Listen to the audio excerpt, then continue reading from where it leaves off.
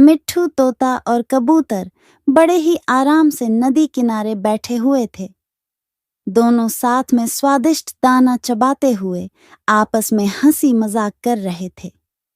कुछ दूरी पर बैठी हुई गोरी की नजरें इन दोनों पर ही टिकी हुई थीं और उसके मन में कुछ खुराफाती ख्याल चल रहे थे।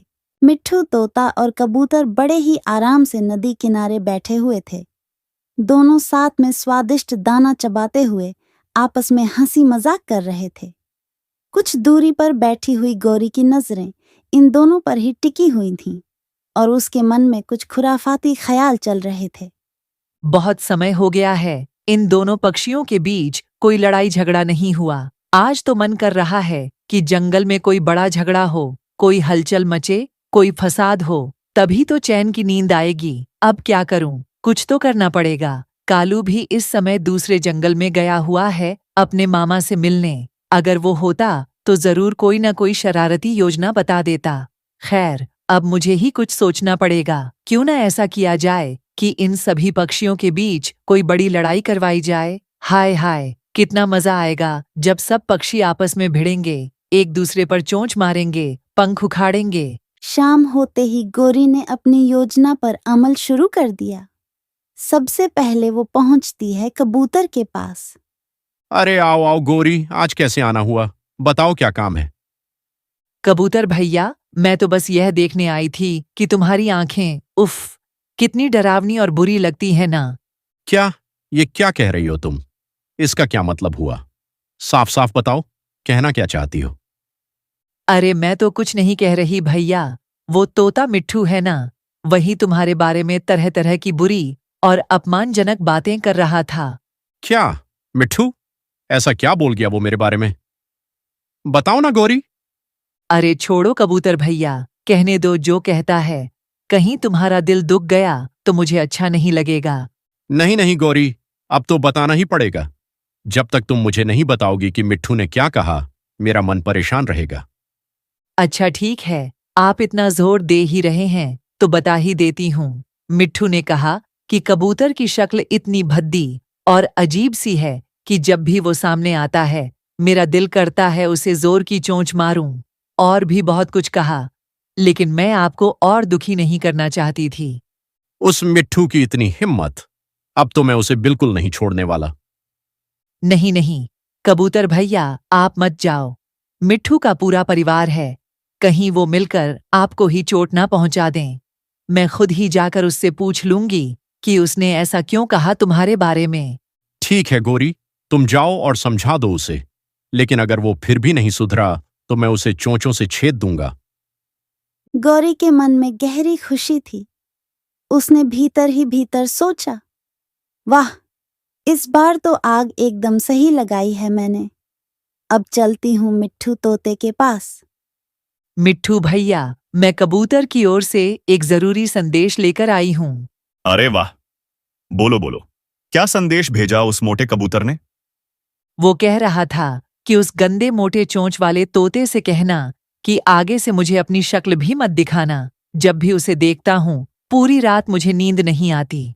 अब बताओ मिट्ठू भैया, इतना बुरा भला कहने के बाद भी मैं चुप रहूं? क्या? कबूतर ने मेरे लिए ऐसा कहा? अब तो उससे दो दो हाथ करने ही पड़ेंगे। हाँ मिट्ठू भैया, और मैं तो कबूतर को साफ साफ कह आई हूँ कि अगर एक शब्द और बोला मेरे भैया मिट्ठू के बारे में तो मैं उसे छोड़ूंगी नहीं।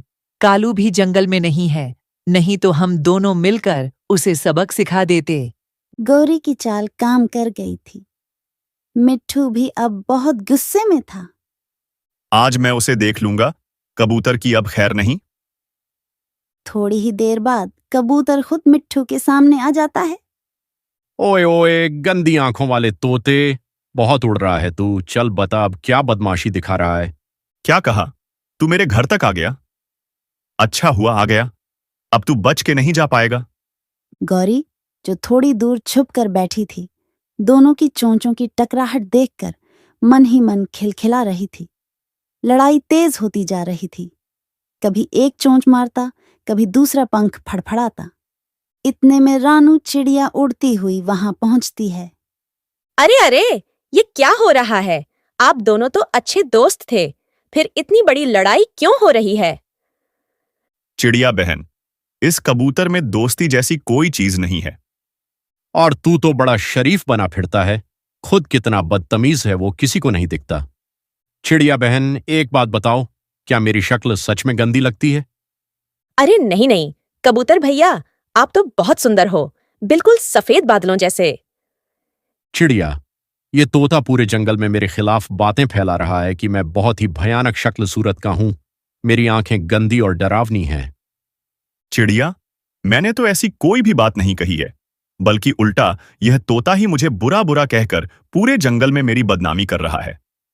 कबूतर भैया, क्या आपने अपनी आंखों और कानों से देखा और सुना है कि मिट्ठू ने किसी को बुरा भला कहा हो? नहीं चिड़िया, मेरे सामने तो ऐसा कुछ नहीं हुआ। मिट्ठू भैया, क्या आपके सामने कबूतर ने किसी को कोई गलत बात कही है? नहीं, बिल्कुल नहीं। तो फिर आप दोनों पक्षी इस तरह बिना किसी ठोस वजह के आपस में क्यों उलझ रहे हो? किसी तीसरे की कही सुनी बातों में आकर आपस में इस तरह झगड़ना बहुत ही गलत है। जब तक आप खुद अपने कानों से किसी की बात न सुने, तब तक किसी की बातों पर भरोसा नहीं करना चाहिए। चिड़िया बहन, तुम बिल्कुल सच और सही कह रही हो। हम तो बिना किसी पुष्टि के लड़ाई पर उतर आए, हमें तो पहले अच्छे से सोच विचार करना चाहिए था। और इसी तरह दोनों पक्षियों की आपसी लड़ाई खत्म हो जाती है। वहीं दूसरी ओर गौरी कवि, जो एक कोने में बैठकर ये पूरा नजारा देख रही थी, वह बहुत ही ज्यादा गुस्से में और नाराज हो जाती है। अभी तो सब कुछ बहुत मजेदार चल रहा था। यह रानू नाम की बच्ची न जाने कहां से प्रकट हो गई और सब कुछ खत्म कर दिया। लेकिन कोई बात नहीं, आखिर मुझे भी तो गौरी कहते हैं, मैं तो अपना पूरा मजा जरूर लेकर रहूंगी। इसके बाद गौरी कवि अपने घर लौट जाती है और रात को अपने बिस्तर पर लेटकर सोचती है कि अब ऐसा क्या किया जाए जिससे जंगल के सभी पक्षियों के बीच आपसी झगड़ा शुरू हो जाए। फिर अचानक उसके दिमाग में एक चालाकी भरा विचार आता है और वह मुस्कुराते हुए चैन की नींद सो जाती है। अगली सुबह की किरणें निकलती हैं। इन दिनों जंगल में दाना पानी की बहुत भारी कमी चल रही थी। गौरी कवि जंगल से थोड़ी दूरी पर स्थित एक गुफा में दाना रख आती है और फिर जंगल लौटकर सारे पक्षियों को इकट्ठा करती है। प्यारे पक्षियों, आप सब भली भांति जानते हो कि हमारे जंगल में दाना कितनी बड़ी समस्या बन गया है। मैं खुद आज पूरे दिन दाना खोजती रही, लेकिन जब मैं जंगल से बाहर उस गुफा की ओर गई तो वहां मुझे बहुत सारा दाना दिखाई दिया। अभी भी वहां कुछ दाना बचा है। मैंने सोचा कि क्यों ना आप में से किसी को उसके बारे में बता दूं, ताकि उसका भी कुछ भला हो जाए। अगर आप में से कोई चाहे तो जाकर वह दाना ला सकता है। गौरी की बात सुनकर सारे पक्षियों के मन में उस दाने को पाने की लालसा जाग उठती है और वे सब आपस में होड़ लगाकर उस दिशा की ओर दौड़ पड़ते हैं। रास्ते में रानू चिड़िया एक पेड़ की शाखा पर बैठी होती है और वह सभी पक्षियों को भागते हुए देखती है। ये सभी पक्षी आखिर कहाँ जा रहे हैं? ऐसा लग रहा है जैसे कोई रेस चल रही हो। मुझे भी इनके पीछे पीछे जाकर देखना चाहिए कि आखिर माजरा क्या है। रानू चिड़िया भी पक्षियों के पीछे उड़ान भरती है और उनके साथ उस गुफा तक पहुंच जाती है। वहां पहुंचते ही सारे पक्षी आपस में लड़ने लगते हैं। मैं सबसे पहले आया हूं, इसलिए यह दाना मेरा है और सिर्फ मेरा है। अरे मिट्ठू, क्या मेरा मेरा चिल्ला रखा है? यह दाना तो मेरा है, मैं तुम सबसे बड़ा और ताकतवर हूं। गौरी कवि थोड़ी दूरी पर एक चट्टान के पीछे बैठकर यह तमाशा देख रही होती है और यह सब देखकर बहुत खुश होती है। वाह वाह, अब आ गया असली मजा। कितना शानदार नजारा है। अब जाकर मेरी योजना सफल हुई है और सबसे अच्छी बात यह है कि यहाँ रानू चिड़िया भी नहीं है जो आकर इस लड़ाई को रुकवा सके। लेकिन गौरी को पता नहीं था कि रानू चिड़िया तो ठीक उसी के पीछे बैठकर उसकी सारी बातें सुन रही है। गौरी, तुम्हें अपने ऊपर शर्म आनी चाहिए। ऐसा घटिया काम करते हुए तुम्हें जरा भी पछतावा नहीं होता क्या? शर्म? अरे मुझे तो बहुत मजा आता है ऐसे कामों में। आओ आओ चिड़िया, तुम भी देखो और थोड़ा मजा लो। गौरी, मैं तुम्हारी तरह जालिम और मतलबी नहीं हूं। यह झगड़ा तुमने खुद अपने हाथों से इन पक्षियों के बीच करवाया है। अगर यह पक्षी वैसे ही लड़ते तो मैं तमाशा नहीं देखती, बल्कि बीच में आकर सबको शांत करती। तुम कहना क्या चाहती हो कि ये झगड़ा मैंने करवाया है? गौरी, अब तो मुझे सब सच सच पता चल चुका है। मैंने तुम्हारी सारी बातें अपने कानों से सुनी हैं। अब मेरी बात भी ध्यान से सुन लो। दिल की असली शांति तब मिलती है जब हम प्यार, मेल मिलाप और एकता फैलाते हैं, लड़ाई करवाकर नहीं। लेकिन यह बात तुम जैसे लोगों की समझ से परे है।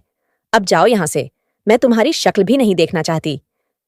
इसके बाद रानू चिड़िया गुफा के अंदर जाती है और वहां सभी पक्षियों से बात करती है।